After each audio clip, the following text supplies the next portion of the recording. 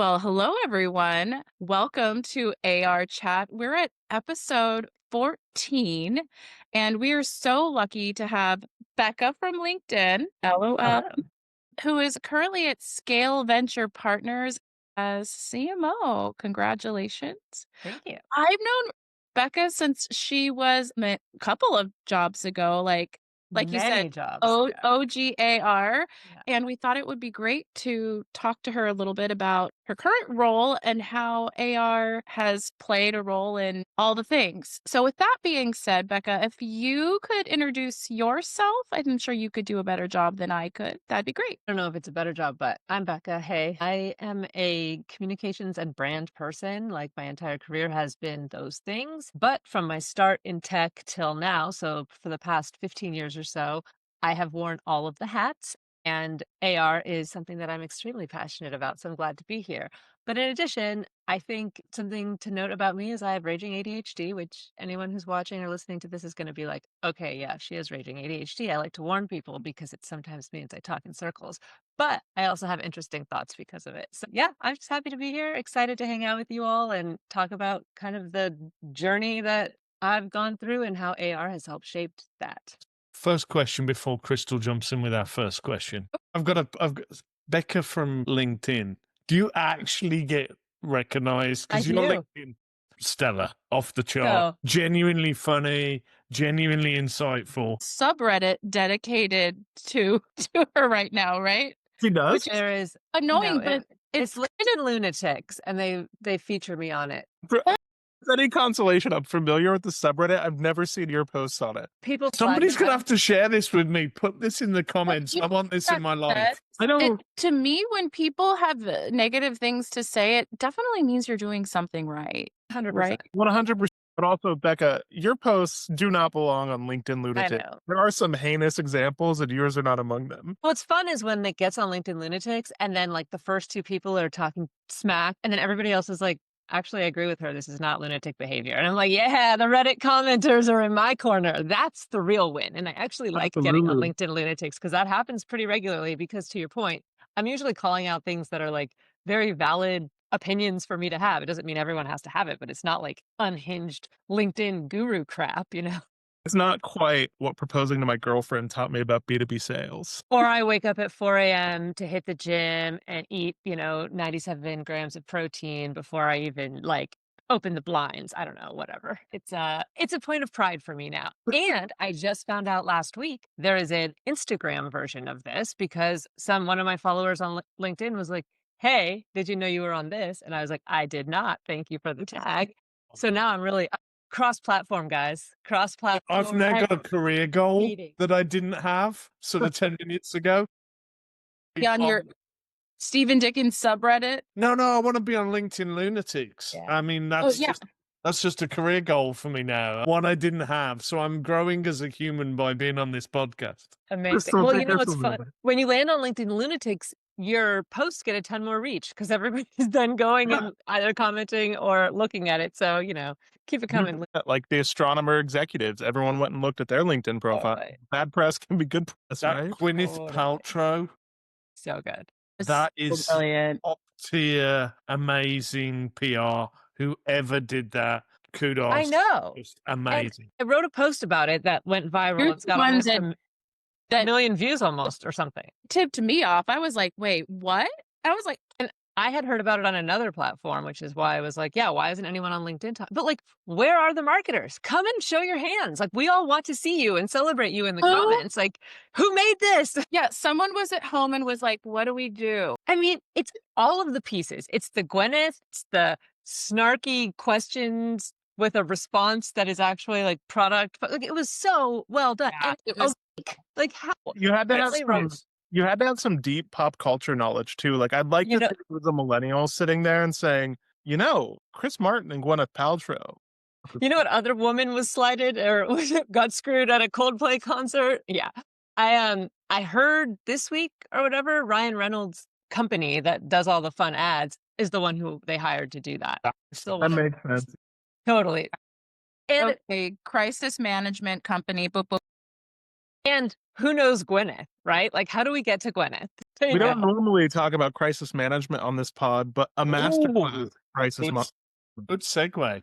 Let's get to I- crisis management after our question. And actually, it feeds into analyst relations because some of analyst relations is crisis management. And with that being said, Becca, we always kick off with, who do you think the first AR person was?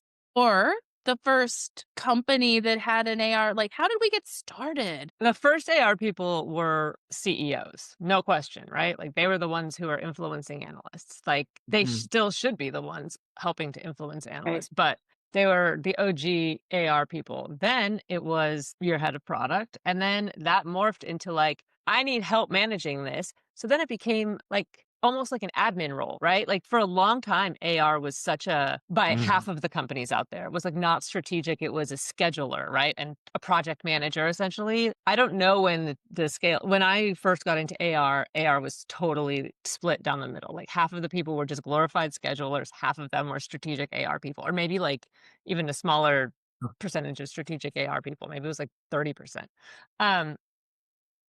I don't know. I mean, I haven't been in dedicated AR roles for quite some time now, so I'm definitely not up to speed on how the AR community has evolved. But I do think that real AR as a strategic function hadn't come into like its prime until like, I don't know, 6 years ago or something. I think we're just I think you're right. I still think in a lot of organizations we're not there. totally. It's Well, an afterthought for some. and if you recall, guys, we saw on LinkedIn, Phil First at HFS had some things to say about AR people not being strategic in a blog post. And we were like, wait, that's not everyone. And pointed him into a path that really illustrated how a lot of people are trying to elevate the game and talk about things really differently. Well, and it's a good example of how an echo chamber can exist in something like the analyst relations online discourse too, right? Like we'd like to think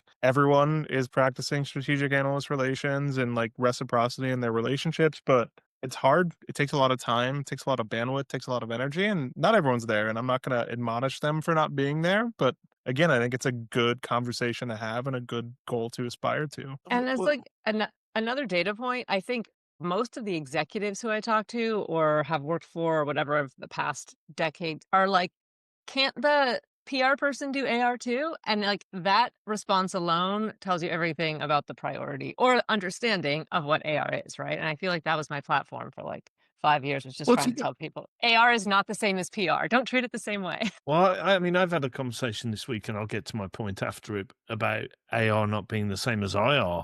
So I think there is confusion across all three. But to bring us back to the crisis comms piece of where we started, I think to get a nice sort of small surface area to have a discussion around. I probably shouldn't mention who it was, given it was a crisis. So I'm learning, I'm getting better. But situation happens where an analyst relations exec needs to reach out to her people to be able to put some positive sentiment into the market.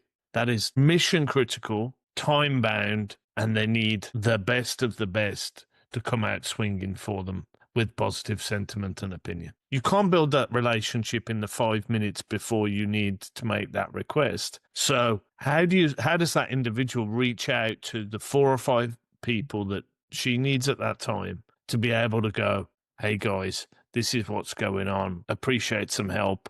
There's no ability to spend any money. There's no ability to have a briefing. There's no ability to do any of the work apart from just being able to call on relationships. You don't have a strategic AR function if you can't execute that. I agree with you 100%, but to play devil's advocate for a minute, because I've been doing, some survey work, and let's take something like sales, for example. Sales organizations, there still exists skepticism about the impartiality of analysts. So to play devil's advocate for a minute, first, I agree with you wholeheartedly. That has to be a goal. But if I'm taking the devil's advocate position, what would you say if I said, well, isn't that a pay to play relationship? They're helping spin the narrative. There's no money in that situation, so there is no pay. I would argue you don't even have to have all of that conversation if you've been building the relationship over time, because if you have trust and shit hits the fan, You go to the people that trust you, and if they already believe you and they've already put whatever prestige on you as a person or you as a brand, like that goes a really long way when a crisis hits, because the analyst will be your advocate if you are transparent with them. Hey, this thing happened. I want to tell you what happened, blah, blah, blah, blah, blah. I mean, working in cybersecurity, I did this all the time. This was like the part of why it was like the only reason I didn't want to work in cybersecurity anymore was the constant crises happening. And it's not just analysts, right? There's a press component to it. There's a government relations component to it. And all of these have to happen in tandem with different messaging. And for analysts, it's based on trust. Because to your point, like if I call the like lead Gartner analyst in this space who's never heard from me, he's going to be like, that's a little bit convenient that you're going to talk to me now when shit's hit the fan. But like, if that's somebody that I've been talking to for the last 3 years, he's going to think it is a logical thing for me to reach out and be like, let me just tell you what happened so that you can tell your clients what's going on here. In that situation, Nathan, you couldn't have paid to play. There could not have been any money transfer because it would have blown up for everybody. So all you have to trade on is what Becca was saying of your relationship. And that part also, Becca, I love that you say that the analyst is like, yes, because you've already done all this work. And what that also tells them is that you value them. Totally. Right. I value them in my most vulnerable state here. And we trust that you will help us get the message right. Well, like you're one of the first people I want to tell about this because you understand us and you're talking to people that care about this 1,000%. I mean, I think it's like, oh, I just got off the phone with the FBI and you were my first call. It's a pretty big, powerful message. Hold up. That's terrifying. Department of Homeland Security, CISA. For a while, it was like on the weekends, fun times. So could we pull a little bit into your journey? Because Forrester, we name drop sometimes just to shout out the love all over the place. So Forrester did a research note about AR being a great springboard for career growth, especially if you want to get to the C-suite and in different sort of lines depending on where your strengths are. So I'd love to hear a little bit about your journey, and I'm sure there are AR people that would love, like, how do you go from doing AR into private equity, right? No, or VC, venture capital, right? But a CMO, so it's got to be the same pace as cyber, same intensity in some ways, maybe less DoD, but there's no AR component here, which is so weird. It's the first time in my life that I haven't. I mean, if some of our portfolio companies need guidance, I'm happy to like guide them, but I'm not doing like day-to-day AR stuff, which is such a weird, different thing on the VC side than being on the tech side, which is what I've been used to for the last 15 years. But let's go to your question. So I started in sports PR, actually. It was really fun in my 20s, but I was like, this is not sustainable. You're traveling with the teams all the time. And I was already tired and I was like 25. So I went back to grad school and decided that I really was into brand and communication stuff. First job in tech was making PowerPoint presentations at McAfee for the executives. And what got me the job was I made a PowerPoint presentation about WikiLeaks. That's how long ago this was, that it was like news at the time. And that got me the job, my first job in tech.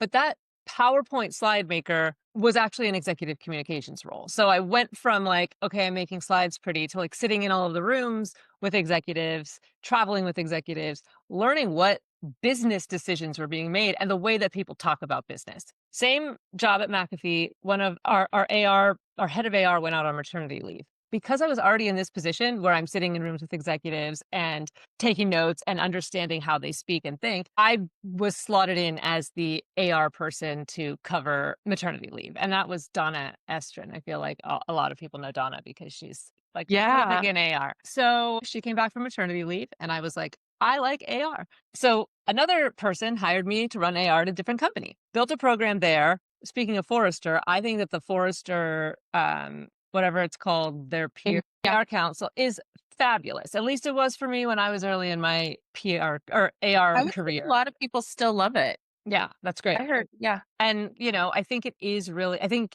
they have the best kind of like actionable way to start, measure whatever your program. And since I was kind of new to AR, I was figuring it all out. But this is where things get interesting. Because I had sat in the executive communications role, I knew how to talk about business. So that when I was in rooms with analysts, I could also contribute to the conversation.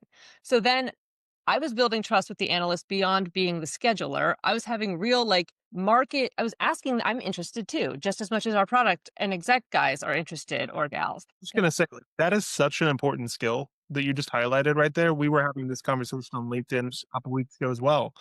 AR professionals should aspire to get to a place where they are knowledgeable enough to be dangerous and to help facilitate, not just manage the conversation. Yeah. And like, oh, hey, I was chatting with the analyst and they said this thing about a non-competitor who is thinking about getting into our market. Your head of product and your CEO want to know that. And if you're the person who delivers that information, you are suddenly very smart and very valuable in that organization. But the analysts that you work with aren't going to share that information with you just because you're like, so who's entering the space? Like that's stuff that comes out during Right. real authentic conversations. And if you are a human and can relate to people while also relating to them on like the level that they want to talk, a lot of insight comes out of that from who they've been talking to, what they're seeing. And then you package that up and send it to your executives. And again, like that, what we just described is what catapulted my career. Just I this. think I think for me, it's the interesting piece, and we talk about these two roles, the kind of tactical AR role and the strategic AR role. For those sort of people who are at that inflection point, or whether it's age or experience or just where they are in their career journey, I think there's something actionable here, and I just want to make sure it gets captured. Call your analysts, have conversations with them outside of the general scheduling and go, hey guys, I'm seeing this. What are you seeing? Just ask that one question. If an AR professional rings me up and goes, hey, I'm seeing this, what are you seeing? And they've put the time and the effort in and they've gone beyond the just sending me the quarterly briefing schedule and they've decided to pick up the phone to me, I'm going to have that conversation and they might get the nugget that Becca just talked about, catapults them to the next level. No, I was just going to build on that and say a really tangible way to do that is if you are an AR professional who sits in an inquiry seat, who has inquiry access, ask analysts about their best practice and topical research that they're publishing all the time. Not everything is about an MQ. Maybe your core analyst posts a note about the effect of generative AI on a really niche subsegment of the market. That's an opportunity to one, learn, read the note, two, go have a conversation with the analyst, show them you care about that research and they're not just a means to an end. And then three, yeah, potentially gain some actionable insights to take back to the business. Plus, 100%. if you are a person who is, if you're at a vendor and they trust you and they need help to build out whatever their current thing, they will come and say, hey, can somebody on your product team explain how this works? I've had that happen to me so many times in my AR life where I was getting inbounds from analysts because I had smart people on my team that they wanted to talk to validate what they were seeing. That is like the holy grail when they're coming to you, not because it's like, tell me about your recent announcement or product update. It's, I'm trying to write this thing and I need an expert to help like tease it out. Like that's pretty badass. But that only happens when you've got a relationship with them, the individuals at your company have a relationship with them, and those are all separate strategies. So like if I go to an event that a ton of analysts are going to be at, I obviously have my one-on-one or briefings or inquiries with the executives or the product experts or whoever with the analysts. But then I'm also going and like having happy hour or dinner or creating some things where just me and my analyst friends, the ones that I like, are hanging out. And it does make a huge difference. And like I said, I've been out of AR for a few years and like I am still very good friends with a bunch of the analysts that I used to work with because we actually like each other as humans and I add value to their life just as much as they add value to my life. Absolutely. It's part of the great piece of going to events. And I know like not every program is fortunate enough to have a ton of budget to go to a ton of events, but you can find other ways to do that virtually. I'm going to name drop Bob LaLiberte here at the Cube. I love Bob. We get along really well. We occasionally just exchange LinkedIn messages or emails about the Kansas City Chiefs Nice. or, you know, like summer plans, like find opportunities to meet as people rather than as, I don't know what the word is, business obligations. So many vendors. So I'll reach out. We're a new firm, started November. I'll reach out to people, and I've actually had this come back, which I think is just the example of the exact opposite. To I often reach out, and it's, hey, we cover the space you're in. We don't know you as a vendor. We'd like to get briefed. And I've had the response multiple times, oh, we've got a small program. We're not adding anybody else to it. I think, And you're like, my head just blows every time I get that email. Oh, a program. And I'm like, I'm not asking you to spend any money. I'm not asking you to do something that's yeah. tangential to the You know job. what? It's not the AR people. It's the No, product people no, or the no, execs no. who are. It's I the don't want to AR. waste my time. I Well, mean, I I also, constantly reject when I have a one-person AR team. Constantly, I'm like, this is our line. Unless we get more budget, which means time and resources, we aren't going to talk to any of these people. And it's part of it is like a forcing function. We need more budget, but part of it is also if you only have one person who can do this stuff, you literally don't have enough hours in the day to cover all of the analysts. This goes back to Nathan's point. The I was just, AR person should be able to have that conversation, at least at the rudimentary level, to be able to brief the analyst before you get the expert on the call. I agree with you. And I was just going to add, because I do have to drop for a call, unfortunately. I think there's a couple things happening. I think by and large in the analyst relations field right now, I think people are tired of getting sold to. And I know you were saying you 100%. weren't selling. And I think this is an interesting challenge for you and other independent practitioners where you exist as both the lead analyst and lead salesperson. I don't have the answers for you, but I think there is probably some natural wariness when you have a new analyst reach out to you for a casual conversation because you're worrying about the sales pitch at the end of the engagement. Yeah, that's 10 fair. years ago, there were like a few niche analyst firms popping up. There's a bajillion now. So everyone's getting hit up by all of the. So how do you discern who's worth my time and who's not? Like, that's a really hard thing to do. And then you have to then go pitch to Imagine the if there was a executive. software vendor that could curate analysts. Imagine. And ranks them Creative list. across 3 different strategies. Yeah, imagine if there was a company that did no, It's like, no this is, pictures this of is your products. commercial for That's my AR. Yeah, we keep this super agnostic. We very rarely talk about our day jobs. Well, I was just going to say as my final contribution, I think I wrote about this in our first 10 episode write-up last night. We have to get to a place where we aren't looking at, name brand recognition or just LinkedIn followers, social metrics, whether they work for Gartner. Like which analysts you engage with increasingly need to be tied to what business outcomes you're chasing and if those relationships deliver value on that front. Thanks, Bye, Nathan. Nathan. You gotta drop. I was gonna say so much of what we're all talking about the value of the human connection, right? Is kind of doing your homework too, right? Like I had one AR person, I don't know if I can say his name, so I won't, but he would tell me that he uses the media clips that some software may have in their platform that says like, oh, this analyst was quoted in this publication. And he would use that as a way to say, hey, Stephen, I saw that you were quoted in Computer Times about this thing. And I thought that was really great. And by the way, in our world, blah, blah, blah. Right. And what I was really surprised at is he said, sometimes the analysts don't even know when their quotes are going to hit. And secondarily, they don't even know how they're going to be quoted. Right. And so that really became a service to their analyst relationship, as well as like hypercharged the authenticity of the AR person. Like, oh, you're curious, you're invested in me, and you took this time. I'm going to have the 20-minute chat. Great product idea for your employer, by the way, as a service to provide to analysts. Right. Thank you. No, I mean, literally, I probably speak to 4 or 5 reporters a week. Wow. I literally spoke to one this morning and spoke to one last night. You just don't know. You don't know whether your quote is going to make it into their article, and you don't know what they're going to take from the 10-minute conversation. I mean, I'll give Shane Snyder a ping. He's a great reporter for Tech Target. He called me this morning about AWS earnings. We had a 10-minute conversation. I gave him my perspective. I don't know whether he's going to use all of what I said, none of what I said, and I don't know when he's going to submit his article and when it's going to publish. But at least you're the source of information. Well, yeah, I mean, great, thank you, brilliant, amazing. I don't know whether he's talking to 10 other people to get one sentences or whether he's going to do a feature piece on what I said. You genuinely don't know. Now, Shane's pretty good. I know I'm probably going to get quoted. If I Google Shane and my name tomorrow, I'm probably going to be in that article, but I don't know. Right.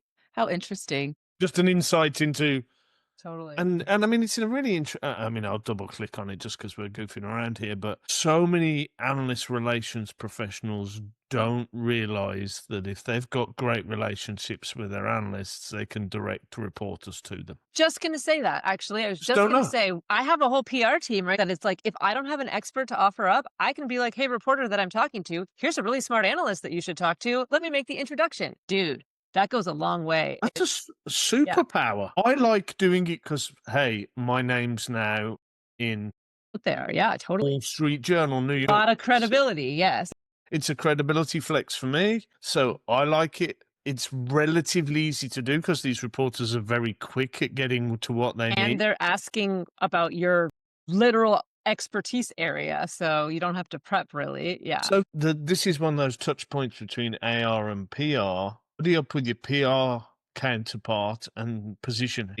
I've got a cohort of people, my top 4 or 5 people, they would be good to be advocates for us, or at least aware of what we do if a reporter needs that additional insight. It's Right. it's a cheat And- code for everybody to be able to unlock value. Becca, and this is why we love that you've sort of journeyed up into your current role, not only for the career trajectory, but I think a lot of CMOs, I don't really know. I'm guessing that the ecosystem of stakeholders for AR people don't always know what the power of AR is, how to activate it, and if AR isn't being proactive in doing that internal lobbying and telling these stories of success and opportunities and insights, all of the different things, that it just goes unrecognized, right? It's too Totally. easy to just be like, on to the next report. Well, how are we activating the next report? What comes from that? Really, I've gotten a lot better as I get older and farther in my leadership journey, that I set pretty strict boundaries for my team, because I don't want my team to be like, okay, I have an MQ and a wave and a whatever other third party report right now, but I also have to like create strategy inbound and outbound and blah blah blah blah blah. That is more than a one-person job. And so if that is the expectation of the AR program, I will say, hey, guess what? We are only going to do evaluations, and that's not going to be productive because you can't just do evaluations without all of the other stuff. But if your only investment is going to be like one junior person to manage all of this, that's what you're going to get. And I know that it sounds counterproductive, but I think having no AR program is probably better than having a really shitty AR program, because I think that that can actually backfire Sure. and do worse for you, because then you do just look like glorified schedulers, or you're the people who are paying $300,000 for a Gartner license and then not doing anything with it. I just think that there's a misunderstanding of the value of AR. So when you go somewhere that people do understand it, suddenly you're like, oh, I see. There are 3 people dedicated to AR here, or maybe they don't all have AR in their title, but like one of the PMMs, half of their job is also AR. You know, like you can tell when you're in an organization that values AR versus those that don't. So Oh, and editing Crystal, that sentence, it's better to have no AR than shitty AR, is the clip that we put on It's LinkedIn. Stamp it, mark it. That's what's right going there. on LinkedIn. We just spoke with, I think last week, Sonia Vargas at Databricks. I don't know if you know Sonia. You I probably do, yeah. And she'd actually said, as an AR leader, when you're interviewing, ask whoever's the hiring manager, why do you want this role? Because Totally. you don't want to walk into a role that someone expects you to be a scheduler or an order taker. Or to double click on that, where does this role sit in the org and why does it sit there? Because it doesn't always have to sit in marketing. It doesn't always have to sit in product. Like depending on the goals, like it should be somewhere else. Or maybe it just reports straight up into, I don't know, a CEO. That would be badass. I don't know if that's a thing. I do have a client. Again, I never know like what I can say and I can't say, but their AR role is Office of the CEO. I mean, I reported to a CEO when I was head of comms, but I was also the only AR person, but it's not quite the same. It's a role that I mean, on this podcast, we've had people who sit in comms, we've had people who sit in marketing, we've had people who sit in product management. And I could advocate for any one of those Exactly.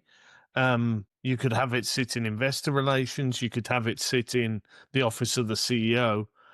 A chief of staff could have AR reporting into them. I think Operation. strategy, operations, research. I've seen it reporting to a whole bunch of. So I think, Becca, you ask a really good question. If you're recruiting into an AR function, ask why it sits there, because that will be a big signal into how the organization thinks about it. And I would argue that AR is probably the only function I know that has access to ELT members at a relatively junior level. So an AR person at, an individual contributor band can be engaging with the CEO of their company. Not just engaging with them, giving them insights that they don't have otherwise. And guidance, Yeah, you're a briefing them for a 27-year-old with few years of experience, and you're advising a 55-year-old CEO on strategy. Like, that makes you very important in the organization, and you get to learn so much. So, like,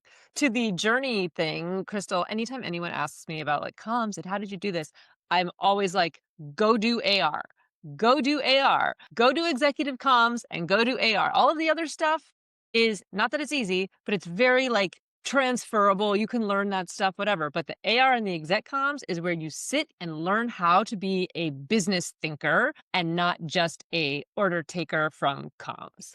But just on that, I had. Sorry, Stephen, I was just going to say, I just want to acknowledge how hard that transition is, because even me going from individual contributor in my role to a team lead and sitting on the executive team with executive decision making and stuff, that is a really challenging thing. And you have to get coaching.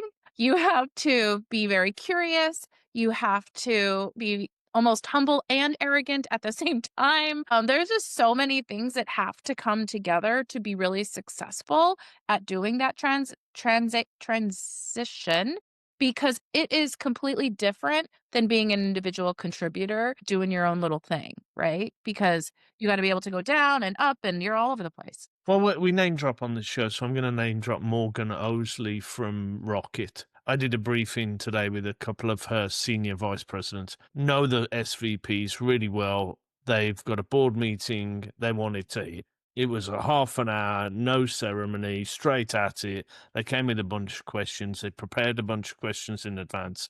We were straight at it. Morgan's on with two of the SVPs. Morgan's probably late 20s. Early 30s at most, or she's got fantastic skincare. One or the other. I'm probably getting myself in trouble by saying that now, but she's fantastic. She's amazing. She's on with two SVPs in a quick fire, back and forth. We're deep into the guts of strategy, competitive landscape, what's going on. She's getting half an hour of signal that probably nobody else in the company is getting. And what's she going to do with that? Knowing Morgan, she'll do amazing things with it. It'll be fantastic. It'll be written up perfectly. It'll be presented to those SVPs with a whole bunch of amazing feedback. But the point is, who else at Morgan's level is listening into that conversation? And you know what else?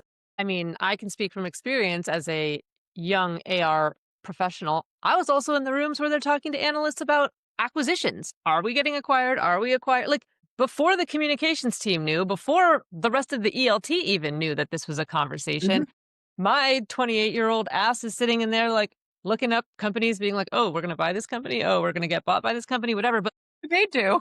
You learn so much about how business works, because that shit happens behind the scenes and it doesn't happen out in the open. So unless you've gotten high enough in the ranks to be in those closed door rooms, you don't know what goes on or how to act or how these things really happen. I've been getting exposure to that since I was 26 or whatever.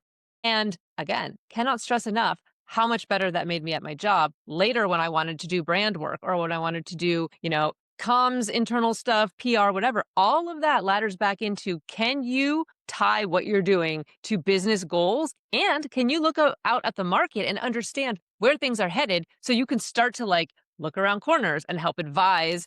And that's why I've reported to so many CEOs, is because I bring a perspective that they need, and they don't want it watered down through multiple ranks coming to them. The thing is, for me, is just going back to this call. I know both of these SVPs really well, met them multiple times in sort of personal settings, business settings. Within 3 minutes, one of the SVPs literally within 3 minutes. Okay, Steve, let's jump straight in.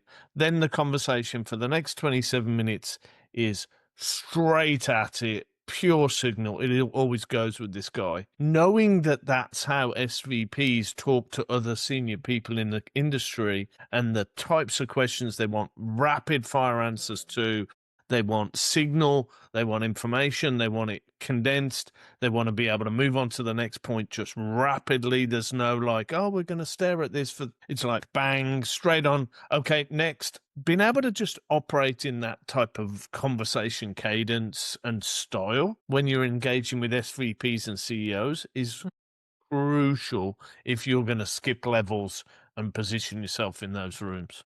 And just like being able to look outside of your own function. Like if I'm in AR and I'm solely focused on how do we move the needle on a dot or how do we move the dot on a chart, then you're going to miss all of the strategic stuff that you can take and insert into the business. And I think so many companies are hyper focused on the MQ. Of course, that matters. But all of the other stuff that you can be doing the rest of the year is probably way more valuable for your company than that dot. And I don't know. It feels like if you only have budget for an AR person, you tell them to go do that. And then they never learn how to actually be an AR person because they're not in the strategic conversations. They're just there like saying, hey, you and you need to go talk to this analyst about this. It makes me sad when I see AR programs like that, actually. And I'm sure it's frustrating for analysts to like constantly be having these like that don't dig into anything real, right? 100%. Yeah, and I think Vanity. I'd mentioned that blog post where Phil was quite critical, and I think that's what it is. It's out of pure frustration and not getting to that next level to provide the insight that he knows could be valuable in the marketplace. So, Becca, we've gone a little longer than we normally do. So we usually close out just asking, where do you think the future of AR is going? I know you're a little bit removed, so maybe you could give us your aspiration for AR as well. You can take that wherever you want. I mean, I think even in the last 10 years, AR has gone from mostly viewed as a junior coordinator, specialist, whatever position to a actual strategic function. And I think that's a huge shift from where we were 10 years ago. And I love that. It makes me very happy to see that. I also think that there is still a bit of gatekeeping in the AR community for like, as far as it is like, how does one get into AR? Why aren't we creating more? And this isn't we like the collective we here, like we, the collective we as communications and marketing professionals, why aren't we teaching this in school? Like this has been a thing for 20 years. Why do we not have this in grad programs? Like why did I learn how to do a rebrand 47 times in school and I never even heard of analyst relations until I was working in tech? I think that so the transition, there's been a lot of progress over the last 10 years. We have so much more progress to make before this is seen as just the same way you're like, we need a finance team. Well, we need an AR team, right? Because there is this entire group of people that are impacting the market, influencing the market, naming the things that happen in the market. So why is that not our first priority? And I would argue, I can say this safely on this podcast, AR is way more important than PR.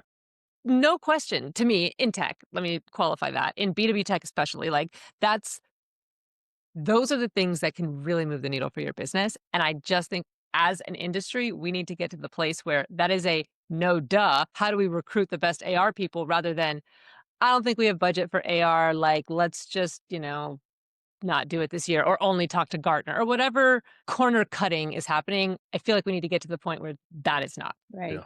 Percent. That is a great segue to saying thank you, Becca, for sharing your journey, your insight, your aspiration for AR. Everything you just said is exactly why we're here today. So for those of you that are tuning in, like, subscribe, and ask your leadership, what are we trying to do with AR? And let's ask more why and what. 100%. See you guys later. Bye.